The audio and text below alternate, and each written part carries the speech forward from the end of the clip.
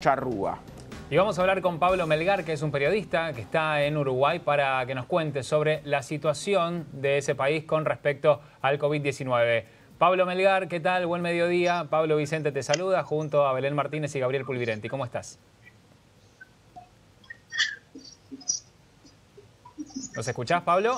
Un abrazo desde Montevideo, un gusto estar con ustedes. La verdad es un enorme placer poder hablar con ustedes y contarles lo que está sucediendo en Uruguay. En Uruguay tenemos una situación donde el avance del virus está relativamente controlada. Esto significa, entre otras cosas, que el avance del virus ha sido básicamente en una zona concreta del Uruguay, aunque se ha esparcido. Sí, Pablo. Haciendo una suerte de bajada hacia las zonas más pobres de Montevideo. Bien. Todos recordamos ese caso que generó mucho revuelo en las redes sociales, ¿no? El del casamiento, el de Carmela, todo lo que había sucedido con esa fiesta a la cual muchos empezaron a ser contagiados luego de ese evento. Efectivamente, el primer foco tuvo que ver con esa situación, la situación de una celebración familiar de una mujer que venía desde Europa contagiando a decenas de invitados, y allí es que se provoca el primer brote de coronavirus en Uruguay. De todos modos, el Estado uruguayo ha logrado desarrollar una serie de actividades que hacen a la recuperación de las personas. Por lo pronto, ir a buscar uruguayos que estaban varados en el exterior. Ya son varios miles los uruguayos que han podido regresar al país a partir de actividad tipo humanitario.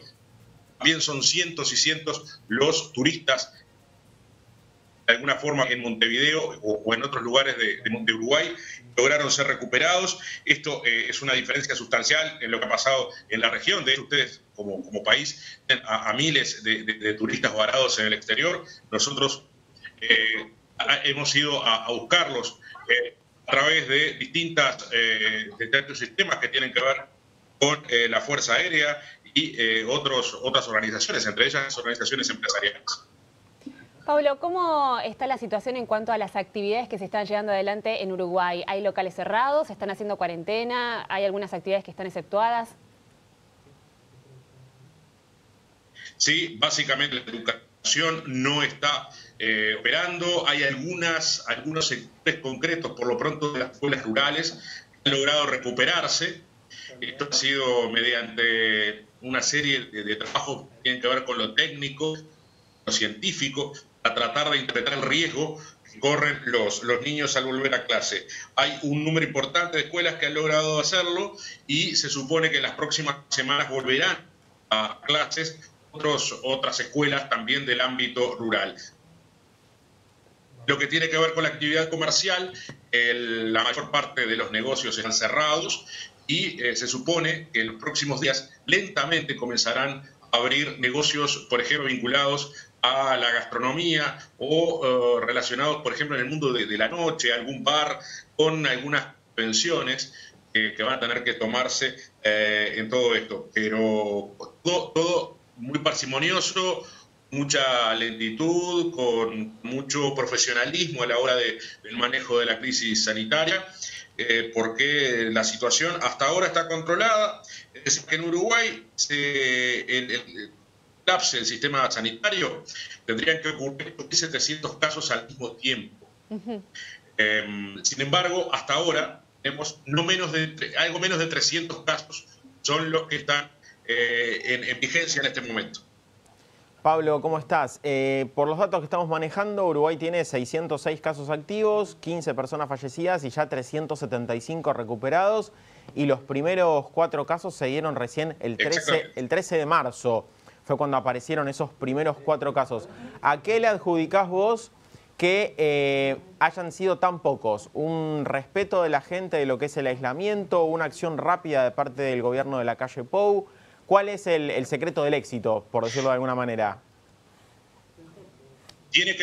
Básicamente tiene que ver con una conducta ciudadana a partir del liderazgo obviamente, del presidente de la República, la calle Pou, en ningún momento fijó la posibilidad de un toque de queda o de algún tipo de medida coercitiva. En realidad se ha hecho es exhortación continua y constante a los pobladores, a los ciudadanos, y de alguna manera la gran mayoría de la población respetó este planteo. El virus hasta el momento no se ha eliminado. En términos estadísticos, el comportamiento de la enfermedad en Uruguay ha sido similar al de Alemania, por ejemplo, y Japón. Aunque Japón tuvo algunas levantadas en lo que es la estadística. Nosotros, por el momento, la hemos mantenido pareja. Bien, Pablo, te quería preguntar por lo que dijo hace algunas horas nada más el ministro de Desarrollo uruguayo con respecto a la situación de algunos geriátricos que tienen que realizar intervenciones justamente por la situación, que es casi espeluznante. ¿A qué se refería con esto? Sí, se refería básicamente a la situación trágica que atraviesan un buen número de hogares de ancianos, lo que acá le llamamos casas de salud también, que es lugares donde residen ancianos, adultos mayores con problemas de salud. Hay situaciones realmente, como dice el ministro, espeluznantes, que allí en algunos casos se violan los derechos humanos, así literal. Esto es un dato que manejó la Presidencia de la República. Te quería hacer una precisión con respecto al dato epidemiológico. Actualmente, el dato de anoche, ¿verdad? Estamos hablando de 212 personas que están cursando la enfermedad. 9 se encuentran en cuidados intensivos. Hasta el momento, el último relevamiento deja 596 los casos positivos confirmados. Las personas, por supuesto, que lamentablemente fallecieron y también quienes se recuperaron. Por tanto, en Uruguay, hasta anoche, había 212 personas que están cursando la enfermedad. 9 de ellas en cuidados intensivos y ninguna en intermedios. Bien, Pablo, también te consulto por el primer caso que se dio a conocer en un asentamiento irregular. ¿Qué planes se van a llevar adelante para justamente contener a toda la población en ese sector?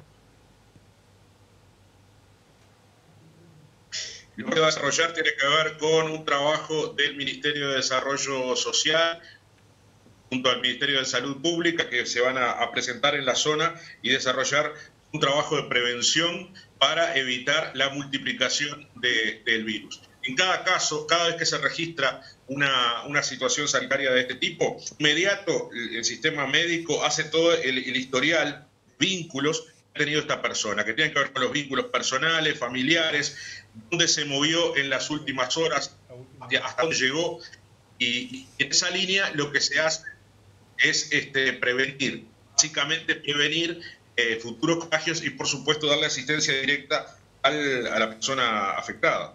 Bien, Pablo, te saco del coronavirus por un rato y la información que se llevó adelante aquí en nuestro país, en Argentina, y que también allí en Uruguay, en cuanto al Mercosur, sobre Argentina que deja de lado las negociaciones con ciertos países de libre tratado de comercio. ¿Cómo lo vio Uruguay? ¿Cómo toma esta medida? ¿Uruguay va a seguir con las negociaciones? ¿Cómo se toma justamente esta noticia en tu país?